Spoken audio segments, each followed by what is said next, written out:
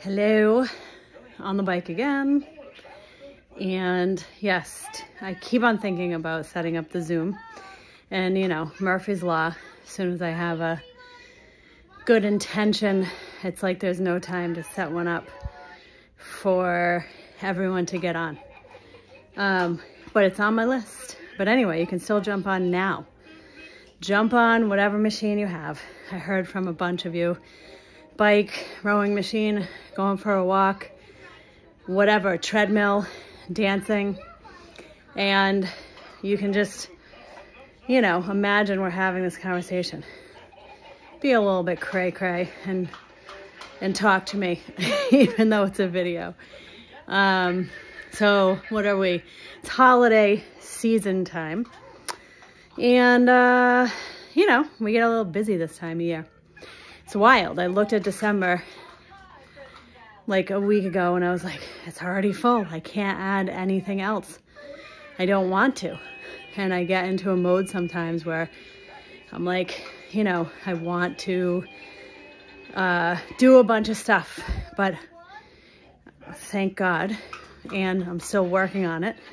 At this point in my life, I've learned 45 years later that it's better to back off a little bit and not overstretch myself. Where are you with that? Do you tend to overstretch yourself and then kind of have fallout from it after, like whether you're exhausted, you know, physically, emotionally? And why? Why do we do that? For expectations or well, who knows? Tradition even. So I've been very mindful of that. I think I might have talked about it in the last video about planning and making my way back. Making my way back. Finding balance in all the different aspects of my life. So today I'm teaching at 4:30, filling in for Stephanie. And I haven't taught a regularly scheduled yoga class in quite some time. And I'm excited about it. I don't know what I'm gonna do. I never really plan. I stopped that probably 2 years after I started teaching back in 2009. So 2011, I think I threw the plans away because they caused me stress. So off the cuff, have a nice combo with the class. So I'm excited about that. And it fits into the schedule pretty good. This conversation is totally boring, maybe. So I apologize. But I don't know, maybe you're feeling that with, you know, the holidays, whatever you celebrate, however you spend your time. You know, honor that, right? And then think, maybe how can I pull back a little bit, or where do I want to give my time? Because time is energy, time is a currency. And I think that honoring that while also caring for others, you know, caring for yourself, caring for others is super important. So where are you at with that? Can you get through the season, get into 2025 feeling relatively balanced instead of this feeling like we need to renew or start fresh or start over, or, you know, that whole kind of thing that we do in a new year. It is an opportunity for a new beginning, obviously, but every moment also is. And Sharon Salzberg is so good at pointing that out and reminding me in her posts on Instagram and Facebook. She's a very great and long Buddhist teacher, mindfulness teacher. She's written many, many books. So she will cycle through and eventually come back to that. We can always begin again in each moment. And it always reminds me of the first Yoga Sutra, which yoga begins now. So the new year is good for that. But also, is it realistic, right?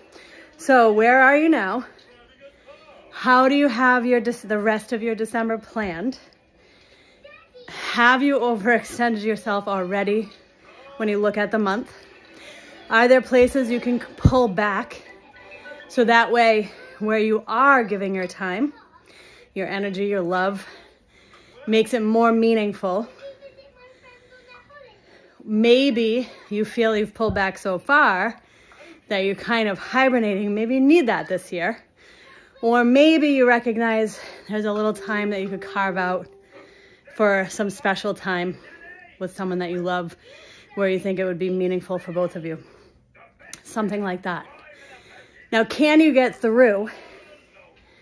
This is where I'm working. Can you get through into 2025 without that feeling like this is my year, like 2024 was hard and crappy.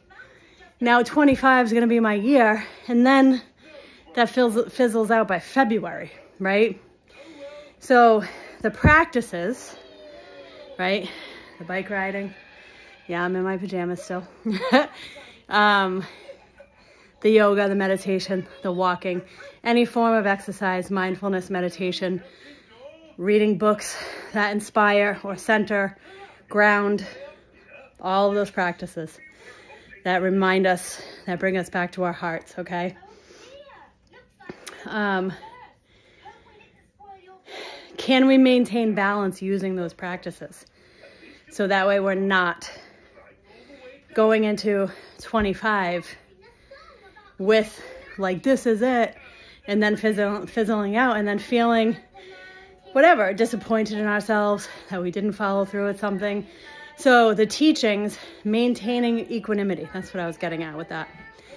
Maintaining equanimity as much as we can at all times. So it's analyzing. This is where we get to know ourselves, our minds, our bodies, our emotions, our energy. We get to know ourselves, and we can make slight adjustments to honor where we are and honor the people that we share our lives with. So things are done in a very intentional and mindful way, not in just a check in the box kind of way. Now, this is very subtle and challenging, but I encourage you to do it. If you can take a moment and journal, get quiet or something like that. Jump on your bike, put some meditation music on or mantras, and see what's true for you, and then trust that and act from that, right? To create harmony consistently in your life, no matter what the season is. So when you go into 2025, it's an opportunity. It's exciting. It's a new year.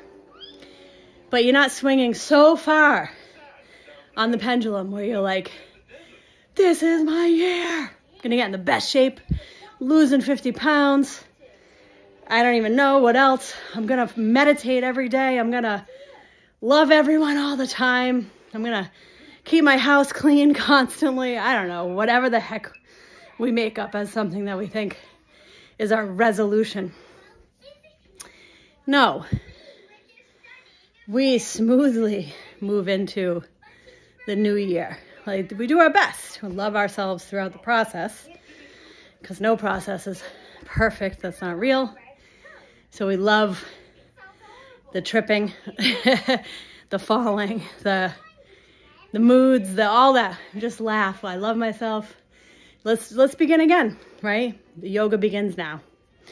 You can always start again. And then you start again. Okay, I'm going to do this. So you look at how you're doing life and you make small adjustments, small digestible adjustments. So that way when you go into any day, week, month, year, incrementally and digestibly,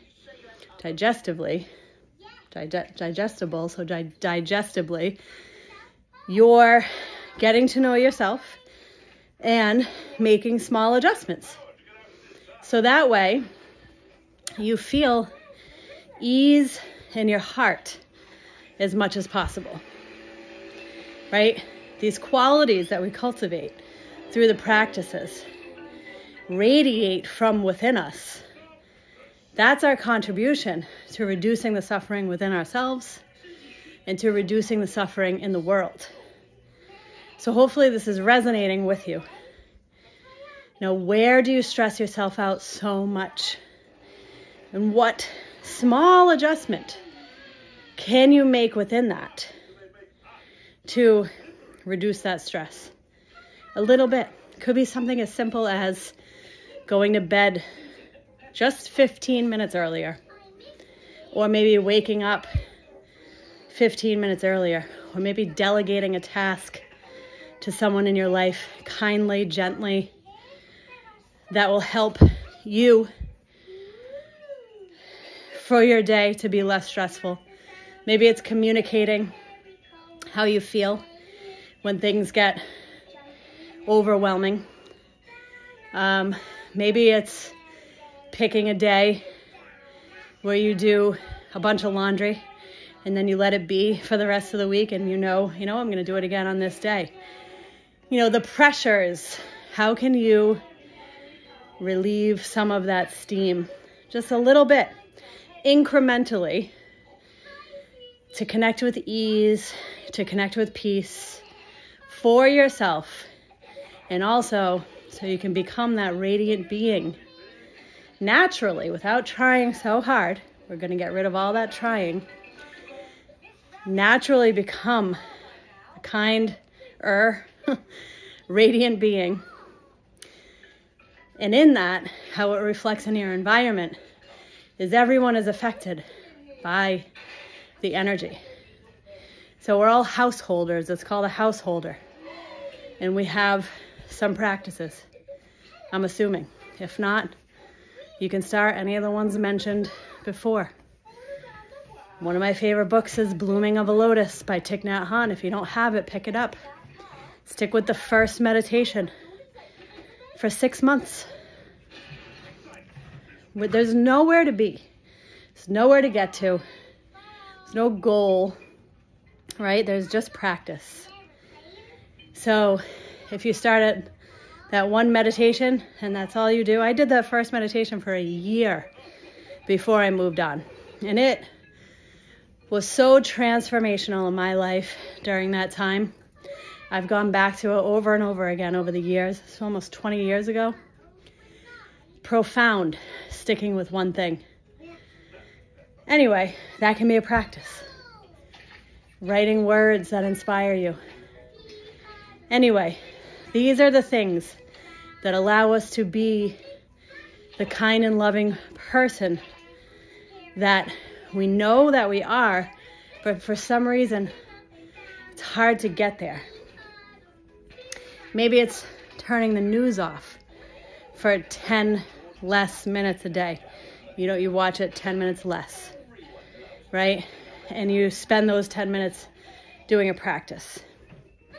It's very small things. Maybe it's not even once a day. Maybe it's once a week. Maybe you shut your phone off 5 or 10 minutes before you normally would, before you go to bed at night. That's all. And then you're aware. It might not be easy. It can cause discomfort when we make small changes. We know when we make big changes, it causes discomfort. But even small ones, it's like a growing pain. I don't know why I feel this way. But you have to grow into the change. So if you do small changes, it's very easy. It's easier, not very easy, to grow into that, right? You allow yourself to expand into it. All right, I'm used to that. So then what's another, a little one. And we grow into how we feel inside, but for some reason we feel bad that we can't live up to that, right? You want to just grow into it. There's no getting there and then you'd be enlightened if you were there. And I don't know anyone that's enlightened. If you do, you let me know. I don't know anyone here on earth. I'm sure there are somewhere in India, Asia. Anyway, it's a practice. That's it. Purifying body, mind, and speech. Body, mind, and heart. Whew. Hopefully you're on your machine. You're taking in some of these concepts. You're allowing them to seep in as you move your body, you purify, right? Which just means you're releasing things that no longer serve you. It doesn't mean that you're dirty or anything like that, right? You're revealing your true nature through these practices, whatever they are. Mine happens to be this right now, among chanting and journaling and other things, creative things. Whew! All right, that's it. Namaste. Let me know what you think. What are your thoughts? Let's talk. Let's talk. Let's talk. And keep your eye out for that Zoom time. We'll jump on for a half hour, 20 minutes, whatever, and have this conversation. That way we don't have to be bored while we're working out together. All right. Namaste.